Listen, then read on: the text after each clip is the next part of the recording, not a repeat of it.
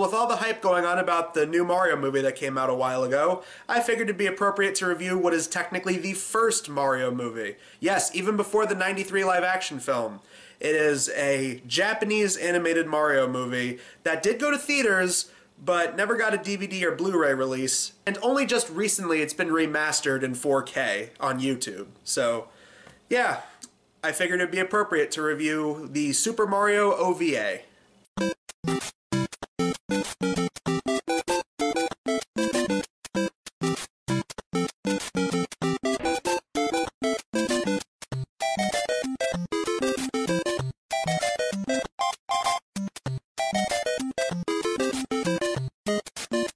So a while back I did a video talking about the live-action Mario movie from 1993, and even though I don't think it's a very good movie, I do sympathize with it, just knowing that it had an absolutely shit production and just lots of constant behind-the-scenes drama that kept the movie back.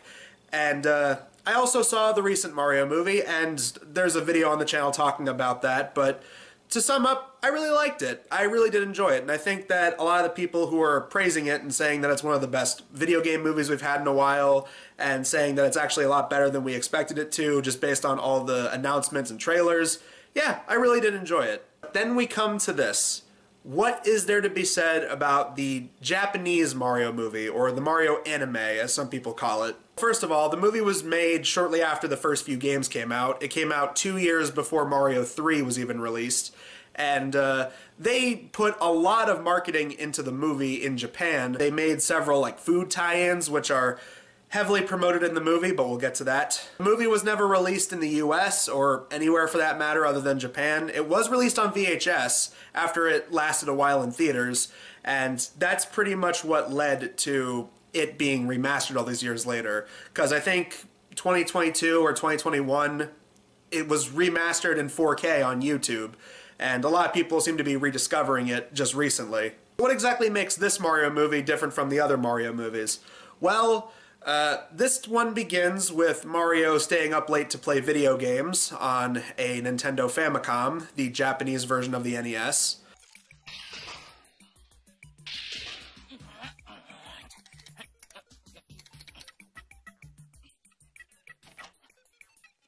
Which is interesting because not only do they have Mario play NES in the new Mario movie that came out just a while ago, but there was also a line of dialogue in the '93 one that implied Luigi played video games. I can't believe you can do that. Comes from sitting on my butt all day playing video games, that's why. Well, it's good to know that in all three Mario movies, it's implied that the Mario brothers are gamers. Luigi tells his brother to go to bed, but he's just going to stay up all night on the grind playing this game. And then, out of nowhere, this blonde princess, obviously Peach, ends up jumping out of the TV screen and into his world, where she is then grabbed by Bowser, who also jumps out of the TV and takes her back with him.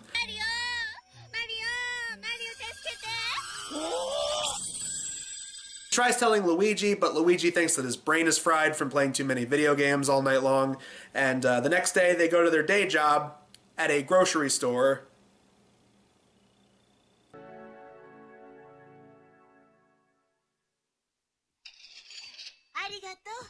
People can say what they want about the '93 one not being very accurate to the games, but at least they knew the bare bones that Mario and Luigi are plumbers. And then this blue dog creature that looks like the caterpillar creatures from the Mario games shows up and takes the necklace that Peach left behind when she was taken away by Bowser. The dog takes it away from Mario and goes running off, so then they go chasing after it. They end up going down a pipe to try and chase the dog, and it turns out that pipe was a warp pipe, and they end up traveling to, you guessed it, the Mushroom Kingdom.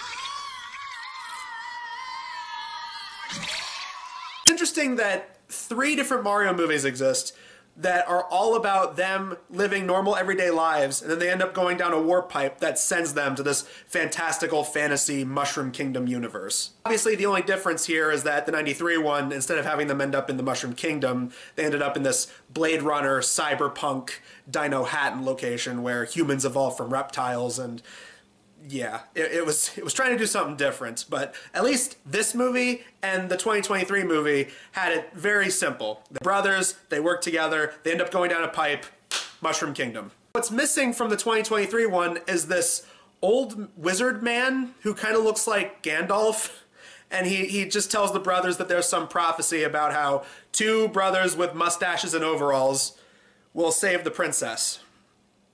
That's very oddly specific.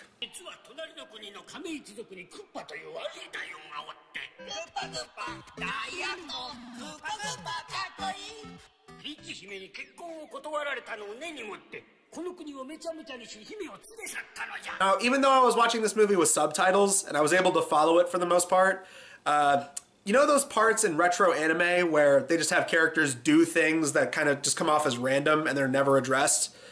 There's a couple times where stuff like that happens in this movie. Like, for instance, when they hear the prophecy about a giant turtle monster that is going to kidnap the princess, obviously Bowser, Mario gets so pissed off that he then spawns a sombrero and starts popping pistols angrily.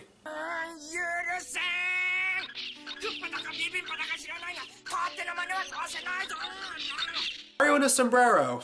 Shit, they predicted Mario Odyssey. There's also a bunch of times in this movie where it feels like they predicted things that were going to happen later in Mario games. Like Big Bertha, who shows up in Mario 3. She shows up in this movie.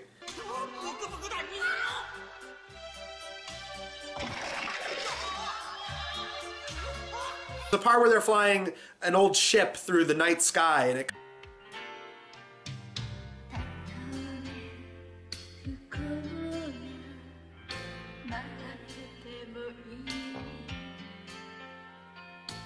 Shit, they defeat Bowser by Mario grabbing his tail and spinning him around and throwing him up into the air like in Mario 64.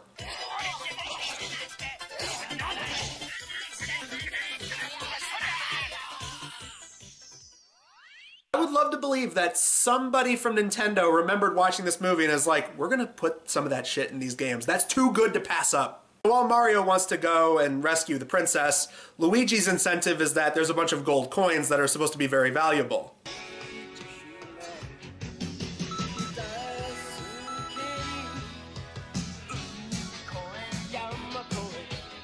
But yeah, Luigi isn't really like the typical cowardly scaredy cat type of character we're used to seeing him as.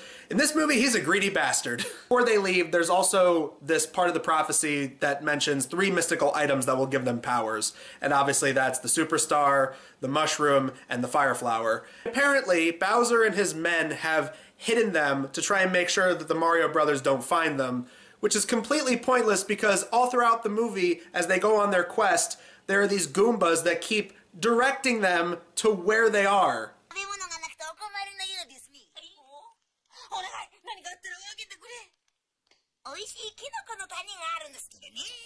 It makes you wonder, what's the point of hiding them if they're just gonna fucking indirectly lead them to where those items were hidden? Swear to God, Bowser and his army in this movie, they work to foil their own plans. Speaking of which, just like in the games and the recent 2023 movie, Bowser has had Peach kidnapped because he wants to marry her, and after being rejected so many times, he's finally decided he's just going to force her to marry her. And it makes me think all the people that were complaining about that in the new movie, they've been doing this since the 80s, so yeah, this isn't really like some new bullshit that they added. No, this has been going on in the Mario franchise for a very long time. It's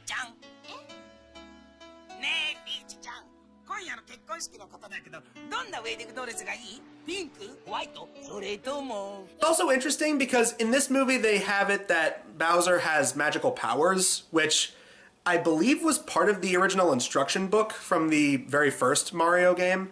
But we rarely see that in any other Mario entry, like the new Mario games, the new Mario movies, Mario TV shows.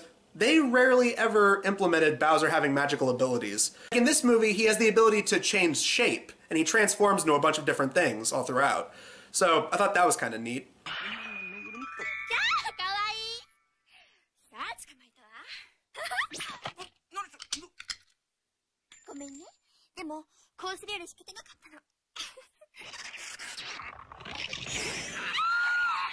All throughout their quest, Mario and Luigi keep coming across these mushroom people, obviously toads, and they were transformed into plants and bricks and coins by Bowser and his army. And as they keep going to these different areas, they end up turning them back into what they're supposed to be.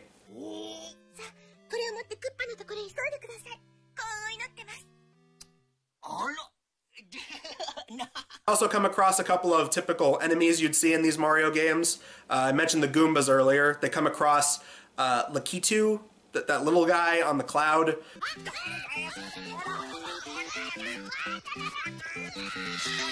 And the Spinies, the thing that even the new movie didn't remember the name of.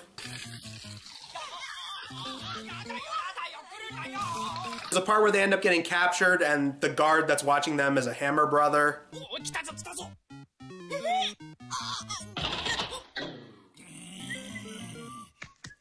Little squidling things, except here it's like massive.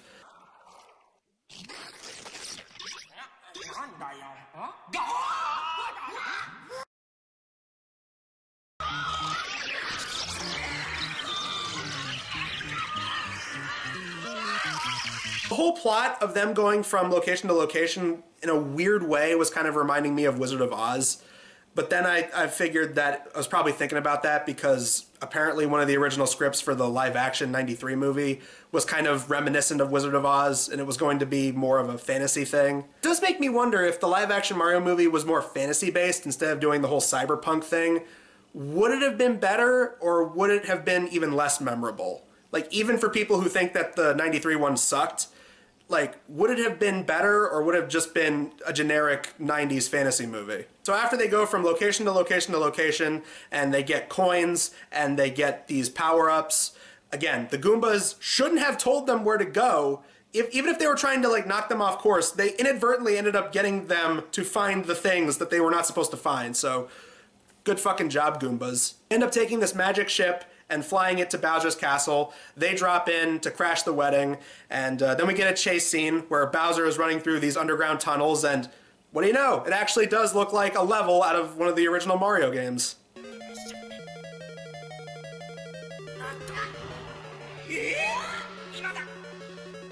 Even though this movie only had like 2 major games to work with to base a plot around, they actually did a good job connecting it to other Mario games that would come years later. Mario is trying to jump on different platforms and not fall into lava. Luigi is mining through the tunnels for gold, because once again, he's a greedy bastard. And he inadvertently ends up helping because he ends up hitting like some underground lake that ends up flooding the tunnels.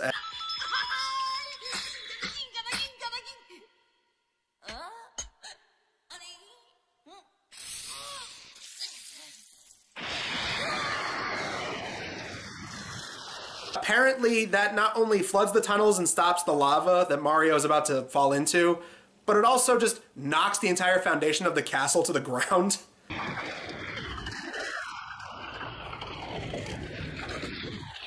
So then it's here we get the final standoff of Mario versus Bowser, and Mario gets all 3 power-ups as well as Mario's cereal.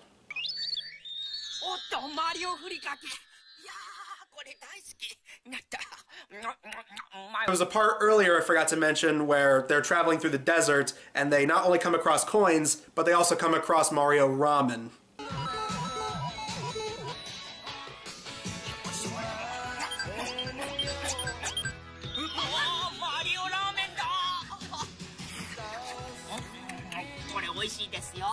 Now, interestingly, they actually did make those food items to help promote the movie when it was coming out in theaters, but still, that was really fucking weird product placement. I mean, the product placement is less whorish than something out of a Freeburg and Seltzer movie or a Happy Madison movie, but still, that was just really weird. It's like the movie just turned into a fucking commercial at that point. You just can't. Nintendo cereal system is a super part of this nutritious breakfast. Nintendo. 2 cereals in 1. Wow! Mario levels up, beats the shit out of Bowser, and he doesn't get the girl. No, because Peach mentions that the prophecy states that she is going to marry some handsome prince who has a matching amulet that she is wearing. And you remember the dog that was following them all throughout the movie? Well, it turns out that it was actually that prince, and the reason he took the amulet in the first place was because it was his, and now that Bowser is defeated, he turns back into a prince.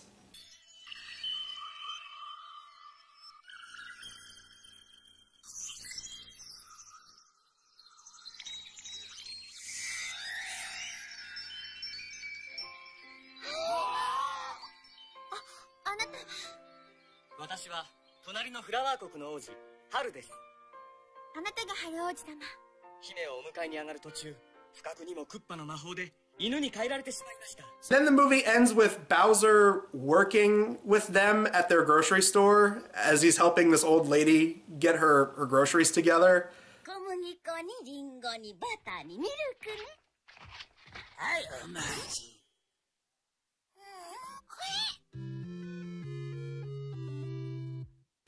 This is seriously how the movie ends.